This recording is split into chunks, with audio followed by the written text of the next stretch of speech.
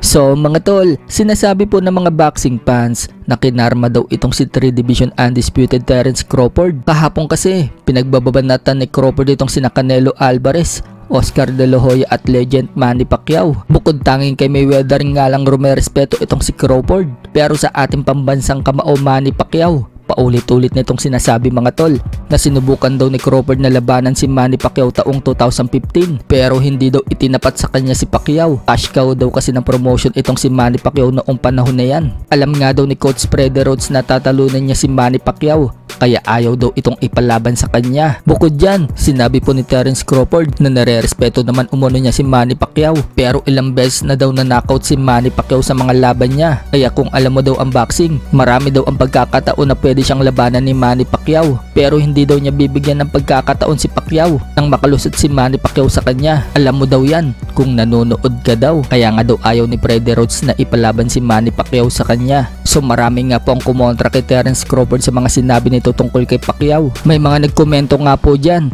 at sinabing respeto naman daw nito si Manny Pacquiao. Malayong malayo daw ang resume ni Manny Pacquiao sa kanya at hindi rin daw kalibel ni Crawford si Manny Pacquiao at Mayweather. Mas dihamak na mas angat daw si Manny Pacquiao at Mayweather sa kanya. Kung nakalaban nga din daw ni Crawford ang prime Manny Pacquiao, baka matulad daw siya kay Miguel Cotto at magkaroon ng talo. Kay Gamboa pa nga lang dati, gurugi na siya. Paano pa daw kaya kung prime Manny Pacquiao ang nakalaban niya? So pagkatapos po magingay ni Terence Crawford sa social media, masamang balita naman po ang bumungad sa kanya. Bigla pong binaklas ng WBC ang kanyang WBC Super Middleweight World Title dahil sa hindi pagbayad ng sanctioning fees. Hindi man lang daw nag-comply ng rules itong si Terence Crawford. Kumita nga daw ito ng $15 million sa laban ni Canelo. Imbis nga daw na 3% ang i-charge kay Crawford, ginawa pa nga daw yan 0.6% o katumbas ng $300,000.